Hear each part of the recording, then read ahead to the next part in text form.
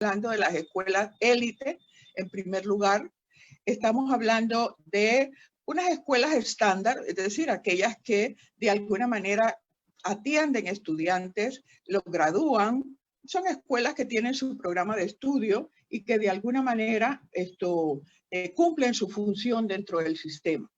Después entramos ya a un panorama un poco más complejo, más limitado, que es que la cifra a algunos les parece curiosa o sorprendente, pero es real, que es el 73.4% de las escuelas de Panamá son multigrado.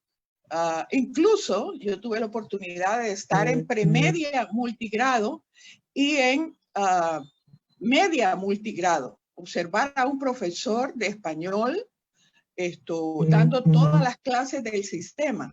Entonces realmente es una situación bastante peligrosa, diría yo, porque pues de qué manera un profesor de una determinada asignatura puede impartir todas las clases del sistema. Ahí estamos realmente en una situación porque antes era solo escuelas multigrado, nivel de educación básica general. Repito, ahora estamos hablando de premedia multigrado y más grave todavía, media multigrado.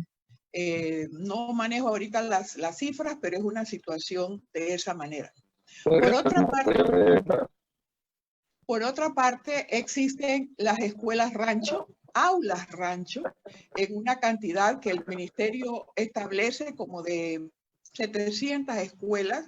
Ustedes indican otra cantidad. Lo cierto es que existen esas escuelas rancho, esas aulas rancho en las peores condiciones, en áreas sobre todo de difícil condición laboral, que le ha tocado a muchos profesores perder su vida para poder llegar a esas escuelas, a los estudiantes también.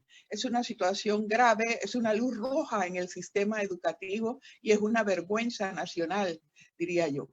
Por otra parte, fíjense, seguimos. Hay otras escuelas que tampoco se ha evaluado su efectividad, su eficiencia, que son las escuelas telebásicas.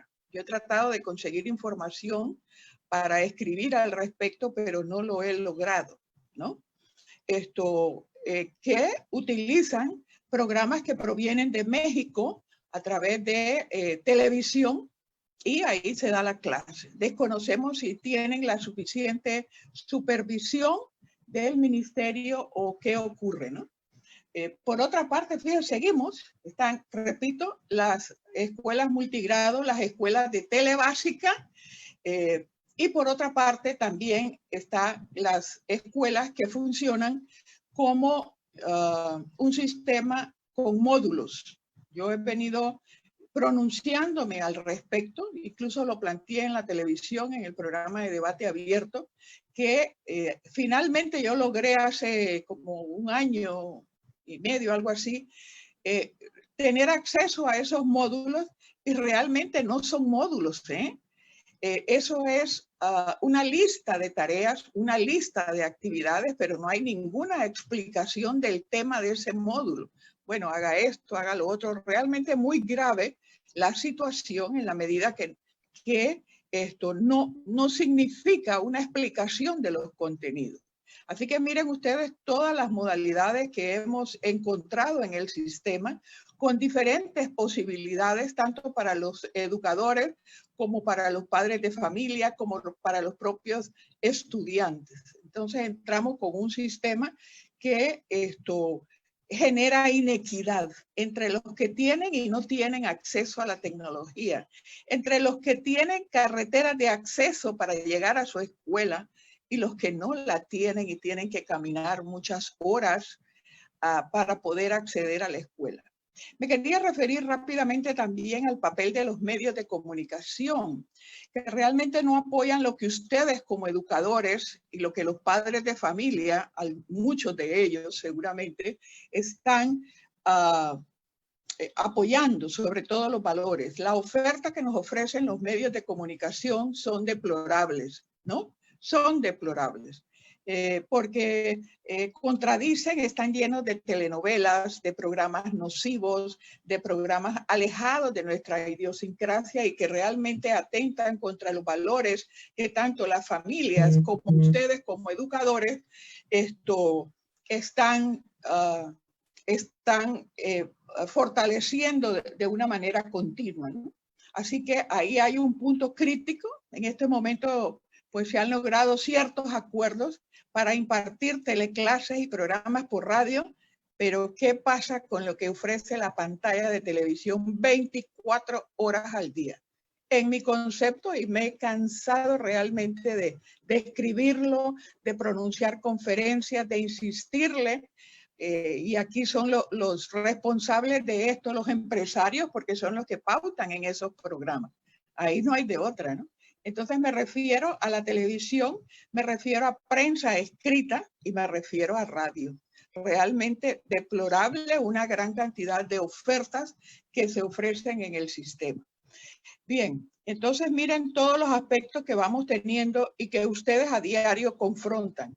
Por otra parte, habría que decir que durante los últimos años, el debate sobre la calidad de la educación en Panamá se ha referido exclusivamente al debate sobre la condición de la infraestructura escolar, el aumento de la cobertura. Bueno, tenemos tanto de cobertura en primaria como un hecho que marca de alguna manera una calidad de logro, pero el tema de la calidad de la educación no se ha discutido lo suficiente a mi juicio, o se dedica, porque los medios de comunicación así lo proyectan, a que esta escuela no reúne los requisitos, esta escuela no tiene,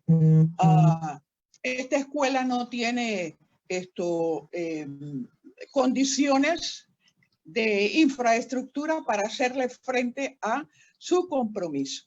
Entonces, eso es, pero no hay una discusión de los 5 componentes básicos de la calidad de la educación, ¿verdad? Empezando por la calidad, la pertinencia, que me voy a referir más adelante, muy serio de lo que he encontrado en los últimos tiempos. Y finalmente, para salir de esta parte, el primer avance, el problema de la comprensión lectora, que prácticamente es a mi juicio, uno de los problemas más serios que confrontan los docentes, porque para enseñar una determinada materia, ¿qué hacen si los estudiantes no comprenden lo que leen? Y los resultados están en las pruebas PISA del 2018 y en las del 2009, ¿verdad? No se logró la calidad que se esperaba. Panamá quedó casi de los últimos lugares, de nuevo. Y entonces, para mí, ese es uno de los problemas fundamentales. Estamos revisando los programas de estudio de primer grado, donde no se puede detectar el método de enseñanza de lectura, y tampoco, pues no sé hasta qué punto en la normal se estén enseñando las técnicas adecuadas de lectura y de escritura. Y el otro criterio que hay que señalar es que aquí el Ministerio de Educación nunca ha tenido una política definida hacia primer grado. Y resulta curioso entonces y lamentable que hay una gran cantidad de alumnos que son fracasados en primer grado.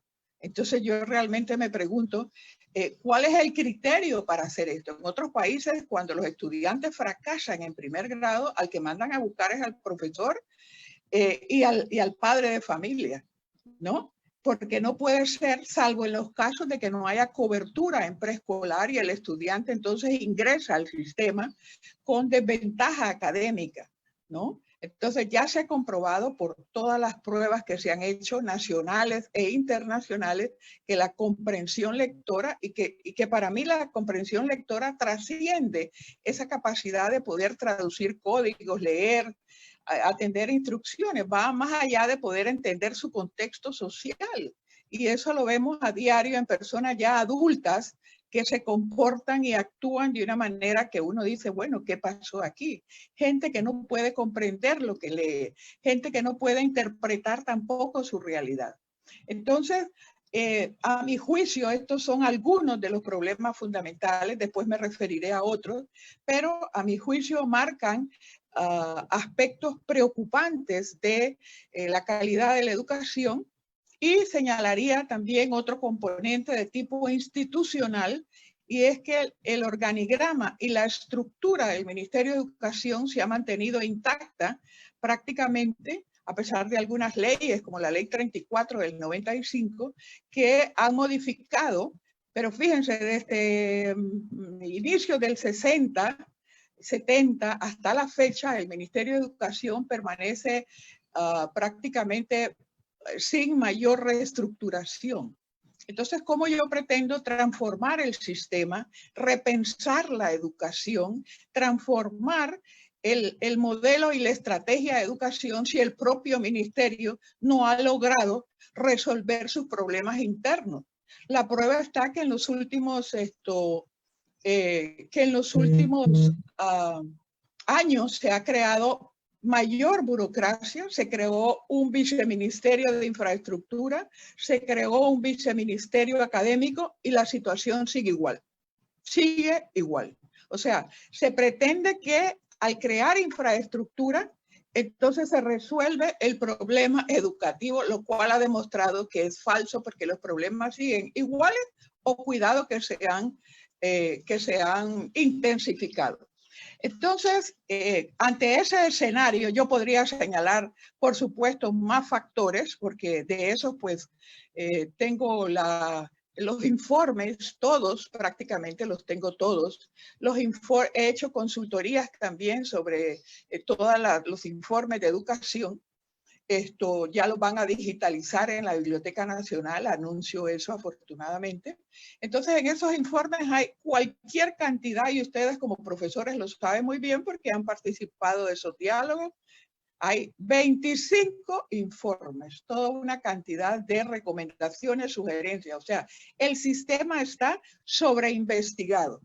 Ahí hay propuestas, ahí hay buenas intenciones, mucho dinero en todo ese material, a partir del hito más importante que ha tenido la educación panameña en los últimos años, que es la derogación de la reforma educativa de 1979, y que obviamente no ha encontrado un camino para que los panameños nos pongamos de acuerdo en qué queremos, para dónde vamos y qué modelo educativo necesitamos.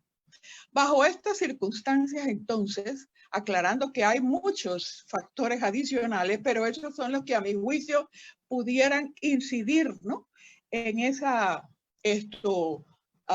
transformación de la educación, y que lo profundizaré un poco más adelante. Estamos hablando de, en marzo, inesperadamente, luego de una semana de clase, el sistema educativo, como todo el país y como sucedió a nivel mundial, es sorprendido por la pandemia del coronavirus, que tiende a cambiar y a pedir cambios de pautas en los sistemas de comportamiento social. Se habla de distanciamiento, aclaro que es físico, y por otra parte, pues viene a plantearle al sistema educativo algo que nunca lo ejecutó, porque ningún ministro de Educación anteriormente tuvo la iniciativa, aparte de que está señalado en los informes, de crear una Dirección Nacional de Educación a Distancia, para que fuera generando los módulos, los libros, los contenidos que en estos momentos nos hacen falta. Si algún ministro de Educación, sus asesores, hubieran tomado esa decisión académica, no es una tarea de perfeccionamiento profesional, a mi juicio no lo es. Puede coordinar con ella, pero no es necesariamente. Entonces, ¿qué pasa? Al no crear esa estructura, pues obviamente el ministerio quiere hacer en 3 meses lo que no ha hecho, y aclaro que aquí excluyo a la actual ministra de Educación porque ella llegó pues en un momento final, ¿no?, a recibir lo que en 40 años no se había hecho. Entonces, el ministerio quiere hacer en 3 meses lo que no se ha hecho en 40 años. La lógica nos indica que esto va a ser casi imposible y voy a tratar de demostrarlo. Entonces, se crea el resuelto 1404A, que establece, ¿verdad?, una transitoriedad en la implantación de un sistema de educación a distancia.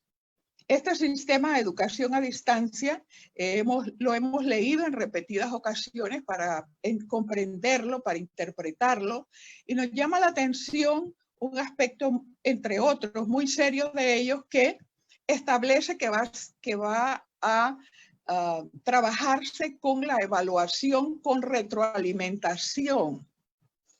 Para quienes somos educadores y quienes hemos estudiado educación, sabemos que eso significa, lo siento, pero es así, que no va a haber una evaluación sumativa, porque no se han establecido los criterios todavía con los cuales se va a evaluar. Como yo, profesora de español, voy en algún momento dado a probar a un estudiante con evaluación prácticamente formativa. Eso es imposible. Eso es imposible, es ilegal y es antiético, ¿no? Si usted va a valorar al estudiante con ese criterio. Entonces no se define el sistema de evaluación. Hemos grabado y les he mandado a algunos de ustedes y a profesionales que me merecen mucho respeto profesional por su trayectoria, las clases de matemáticas, las clases de español, de ciencias naturales, y realmente he quedado sorprendida por lo que ahí se dice, por lo que ahí se intenta explicar, no en clases, porque esas no son ni teleclases ni nada, son cápsulas de aprendizaje, porque duran 15 minutos, de los cuales 3, 4, cuidado que 5 de ellos son dedicados a decir lávate las manos, guarda distancia, quédate en casa. Así que la cápsula dura 10 minutos. ¿Qué puede usted explicar en 10 minutos, profesores? ¿Qué puede explicar? Ahí están, yo las he grabado, las tengo grabadas porque me gusta cuando participo en los programas o doy declaraciones a los medios de comunicación, los hago con documentos y los hago con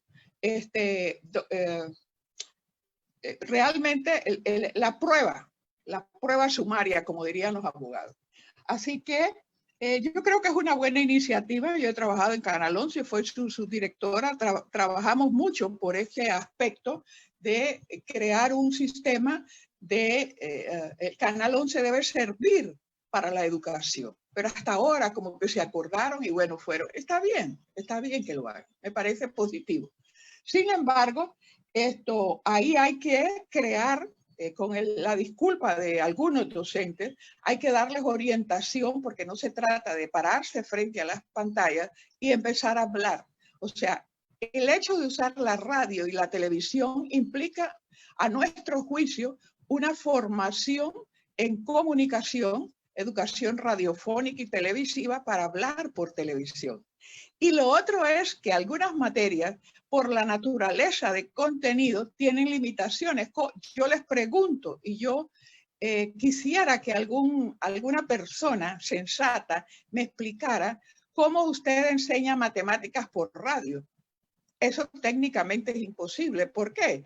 Porque la matemáticas requiere un componente visual. ¿Dónde usted en qué columna va a colocar las unidades, decenas, centenas? Lo siento, no procede. Y lo otro que no procede ese sistema para algunos grados, sobre todo para primero y segundo grado, es que usted no le puede solicitar a un niño, y eso lo dice la Asociación Americana de Pediatría, no le puede pedir que permanezca frente a una pantalla una gran cantidad de tiempo. Entonces, realmente yo he invitado a los colegas, incluso muchos tienen maestrías y doctorados, que han quedado asustados de lo que ahí se escucha. Yo los invito a que lo escuchen realmente para que vean lo que le están diciendo a los niños. Yo no voy a generalizar porque he escuchado clases buenas, claro que las he escuchado. Y siento que la actitud de los docentes es positiva, pero hay que capacitarlos antes, no en su tema, porque ese tema pues ya está, ellos lo dominan, pero sí en técnicas de hacer radio y televisión. Ahí creo que, por ejemplo, Ayudinga, ¿no? Bueno, es una buena actitud y demás, pero ellos hablan demasiado rápido, hablan con el tablero, por ejemplo, tienen una serie de fallas de didáctica de la educación. Así que tienen muy buena voluntad, yo los felicito, yo los respaldo, pero debe modificarse el sistema de transmisión del conocimiento. Entonces, yo creo que esto, bueno, finalmente llegamos a crear la plataforma Esther, ¿no? Que se dice, no se sabe la licitación, quién la ganó, quiénes participaron, desconocemos eso en aras de la transparencia y estamos solicitando públicamente que se dé a conocer. Funciona con Moodle, que es gratuita, pero lo que no va a ser gratuita es la dotación de computadoras y todo lo que implica. Se habla de 30 millones de balboas, lo cual realmente es una cifra considerable, tomando en cuenta que todos los gobiernos, ¿verdad? Lo hizo Martín Torrijos, lo hizo el gobierno de Martinelli, y de alguna manera también en el gobierno anterior, pues hubo un proceso de capacitación de English for Life, o Panamá Bilingüe, perdón, y realmente pues no se saben los resultados. En educación no se han evaluado todavía los programas más importantes. Entonces esta plataforma Esther viene a mi juicio a oficializar la inequidad dentro del sistema. ¿Por qué? Porque ahora yo soy alumno o profesor con computadora o sin computadora, ¿verdad? Con acceso a Internet o sin acceso a Internet, con posibilidad de comprar data o de no comprarla porque no tengo dinero para esto. Entonces, por otra parte, se ha dicho que empiezan las clases el 20 de julio, semipresenciales. Sin embargo, hay un problema de fondo que yo lo he venido señalando por las redes sociales. Ahí está todo lo que yo estoy diciendo, está ahí desde hace muchos años. Entonces, ¿cómo convoco a 4 materias? Pero si el nivel de básica general tiene 9, ¿qué van a hacer esos profesores que no se les ha dicho, mire, en educación física, haga esto, en educación artística, haga esto, en educación moral y valores, haga esto? El plan de estudio de educación básica general, y ustedes lo conocen perfectamente, tiene 9 materias. ¿Qué va a pasar con las otras materias, con las otras 5? Ese es un problema serio. Si yo me traslado al nivel de premedia o media, entonces también es una dificultad. ¿Por qué? Y eso es válido para la universidad también. ¿Cómo hago con aquellas asignaturas que tienen forzosamente en un momento dado ir a un taller e ir a un laboratorio? O sea, realmente hay plataformas virtuales de simulación de un laboratorio. Son muy caras, por cierto, lo tienen algunas universidades para enseñar algunos aspectos de anatomía y esto, pero finalmente usted se tiene que enfrentar a un cuerpo humano, si hablamos de medicina. Entonces, yo no sé qué van a hacer en ese sentido, ¿verdad? En ese sentido de ese componente práctico, un laboratorio de física, de biología, que requiere de la participación del alumno y que forzosamente obliga a los docentes cuando están explicando qué pasa si el estudiante no entiende. Profesor, no entendí. Profesor, ¿cómo se hace eso? Entonces, ¿cómo va a funcionar con una clase de televisión? Entonces, ahí tenemos un gran problema, ¿no? Y por otra parte, muchos de estos estudiantes, como lo he señalado desde el principio, tienen problemas en el acompañamiento familiar, porque el padre también, el que tiene trabajo está en teletrabajo, sobre todo en las zonas urbanas, y solo hay una computadora en la casa. Entonces es un problema porque los profesores establecen, he llamado a varias amigas mías que tienen sus hijos en las escuelas particulares y estos hijos tienen problemas porque les dicen, envía la tarea hoy antes de las 5 de la tarde. Envía la tarea mañana antes de las 4 de la tarde. Entonces ahí hay un problema de disponibilidad, de accesibilidad y por otra parte, desde el punto de vista de la explicación que hacen los docentes, porque en otros países esto de educación a distancia tiene más de 100 años, hay universidades que funcionan, pero universidades. Aquí no hay todavía una pedagogía de la virtualidad, porque la tenemos que crear ahora. Ojalá que esta crisis, como todas las crisis históricas y mundiales que han generado grandes inventos, que han generado cambios y rupturas del sistema, tenga la posibilidad de transformar el sistema. Entonces, ¿qué ocurre? Esto hay que crear, insisto en el nombre, una pedagogía de la virtualidad para estudiantes, para estudiantes de los diferentes niveles del sistema, y buscar un mecanismo que permita a los estudiantes del primer grado, sobre todo, que es considerable matrícula, para enseñarles a estudiantes que aún no sabe leer y le van a ir a repartir una guía, pero ese estudiante no sabe leer, entonces ¿cómo va a funcionar? Yo realmente me muestro sorprendida por el nivel de improvisación que está demostrando el Ministerio de Educación.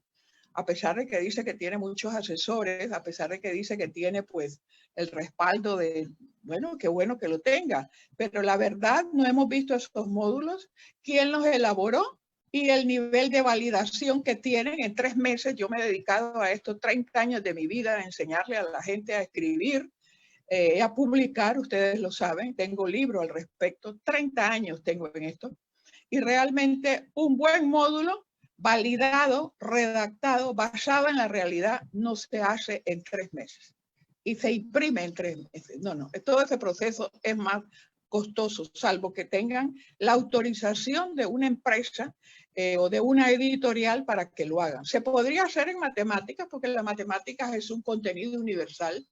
Se puede hacer en ciencia, pero no se puede hacer con nuestra historia. Ahí se requiere un panameño, un equipo de panameños que redacte los módulos de ciencias sociales, historia, relaciones de Panamá con los Estados Unidos. Lo repito y lo puedo probar. Un módulo no se redacta en la cantidad, no sé cuándo los hayan convocado a ustedes, pero evidentemente es abril, mayo y junio. 3 meses no lo hace, pero no lo haría ni Mario Vargas Llosa, si pudiera redactar algo en educación. Imposible, imposible, lo puedo probar. Así que todas esas situaciones son las que nos llevan a nosotros a hacer planteamientos de qué hacer, ¿no? Bueno, ¿qué hacemos ante esta crisis? Cuando anunciaron que las clases empiezan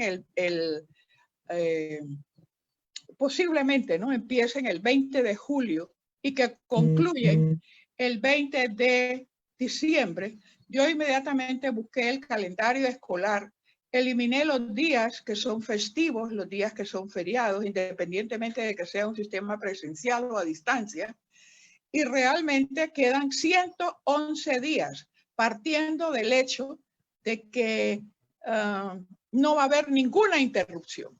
Todo va a estar muy bien en los centros educativos, no va a haber propuestas, no va a haber protestas, perdón, no va a haber reclamos de ninguna naturaleza y los 111 días van a ser en calma. Obviamente estamos hablando de ese calendario de educación,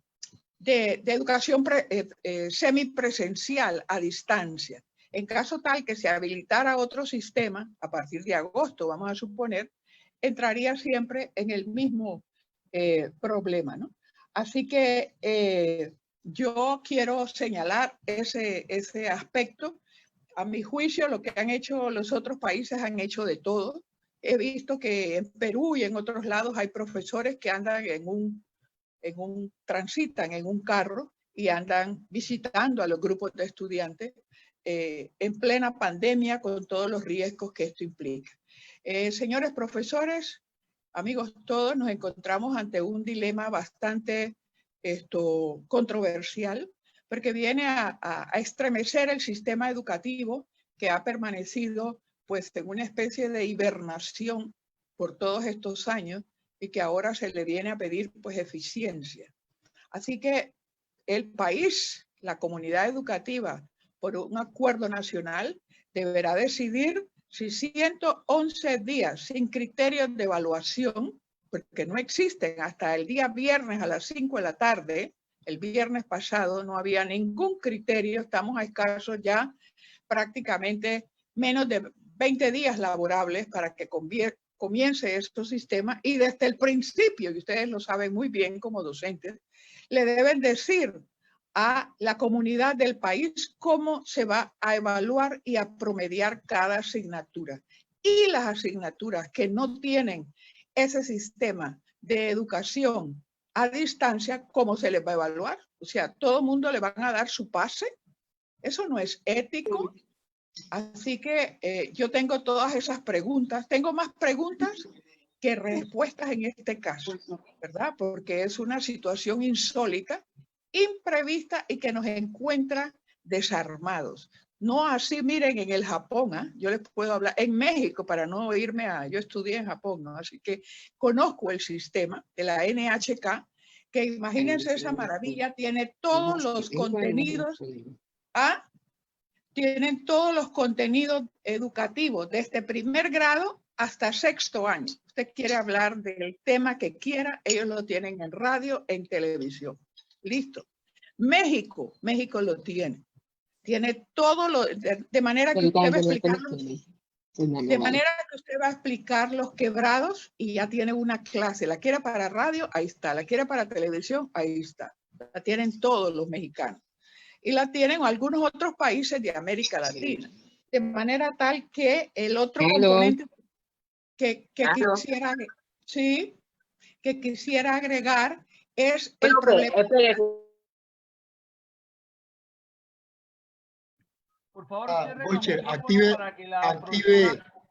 permíteme, cámara, active, profesora Golcher, su micrófono, que silencia lo que tenían el micrófono abierto. Disculpe, active su, disculpe. Ajá, ¿ya? Sí, continúe, profesora. Sí, bueno, entonces les decía que, ¿ya? ¿Escuchan? Sí, escuchamos perfectamente.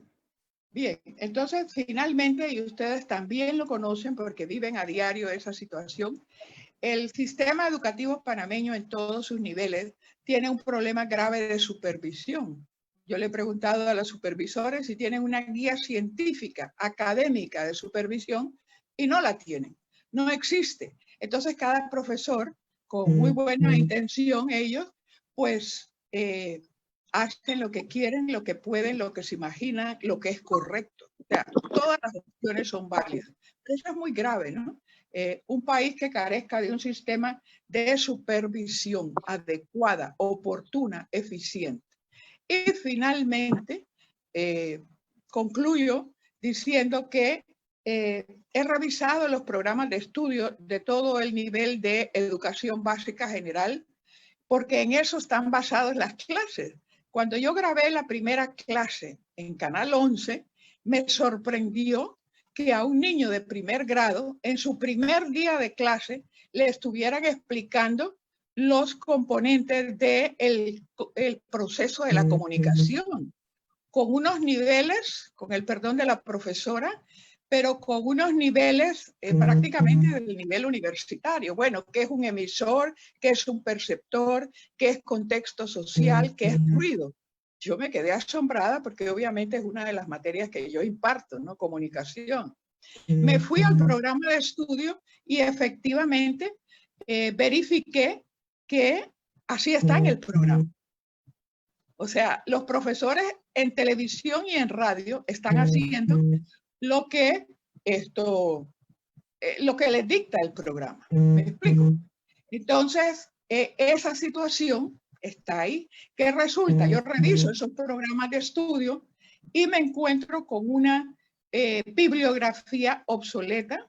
Hay bibliografías ahí desde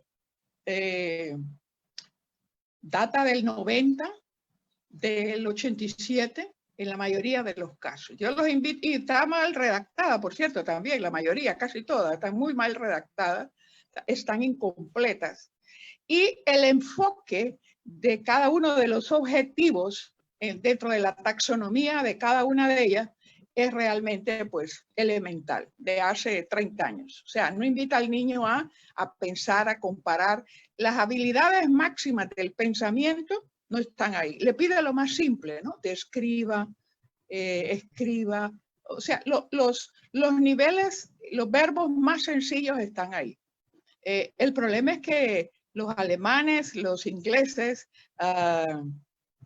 en Finlandia, en Noruega, los países que tienen mejor nivel educativo, pone a los niños a comparar, a pensar, a crear. No se trata de leer una determinada cuento, demás, lo pone finalmente a que cree su propia versión. Realmente maravilloso. Entonces yo los invito a que ustedes lean y revisen los programas de estudio de todo el nivel de educación básica general para que se den cuenta de lo obsoleto y de lo atrasado que están. La mayoría vienen, por ejemplo, el de primer grado, de los tiempos de la ministra de Educación en el periodo de Martinelli, y entonces realmente pues ya tiene 6 años, ¿verdad? 6, 8 años, 10 años algunos que no se actualizan. Entonces, yo no puedo evaluar mal al profesor que da la clase por televisión porque el profesor está siguiendo el programa. Porque así debe ser, pero yo vuelvo y les pregunto, el primer día de clase, en primer grado, yo me voy a presentar a explicar cuál es el proceso de comunicación. Lo siento, yo soy maestra también. Entonces, y he dado clase. Entonces, por sentido común, eso no es así. Entonces, yo les invito a que esta situación de pandemia de coronavirus debe tener la suficiente fuerza en todos los sectores de la sociedad. Por lo menos se logró que los medios de comunicación se unan, y eso es una gran batalla ganada, yo lo reconozco. Pero falta que los medios digan, no puedo pasar esta novela, no puedo pasar este reggae en la radio, no puedo presentar esas imágenes de mujeres y de violencia en los medios impresos. Entonces hay que hacer una labor con los empresarios. Pero fíjese, la primera batalla ha sido ganada, a mi juicio, porque hemos logrado que los canales de mayor cobertura se unan. Eso es algo inédito. Y que le hagan promoción, ¿verdad?, a lo que está sucediendo en los medios. Entonces, mire, la situación ahí lleva ventaja. Yo espero haberles dicho algunas de las inquietudes que yo tengo, y que ustedes, pues si tienen alguna respuesta en la medida que yo pueda responderles, lo haré con mucho gusto. Ha sido una grata experiencia conversar con ustedes, y realmente habría que pensar cómo repensar la educación, repensar el paradigma educativo y crear la pedagogía de la virtualidad para el nivel de básica general, o sea, estudiantil, pues, porque lo que hay es, y tener sus indicadores de calidad, porque lo que hay es el sistema libros, ustedes los conocen, de educación a distancia, pero eso es a nivel universitario. Entonces, eso es diferente. Pero para un niño inquieto, yo me pregunto si ese regreso a clase, y con esto termino, si esos regresos a clase en un recreo, en condiciones de todavía de un virus que no se termina de descubrir su dinámica, entonces, ¿qué va a pasar con esos niños? Otros países los he visto, tengo fotos, han marcado, han delimitado el espacio, un rectángulo para que el estudiante permanezca ahí. Pero nosotros sabemos si los adultos se comportan en estos momentos como se comportan, qué va a pasar con esos niños. Yo les agradezco a ustedes la oportunidad.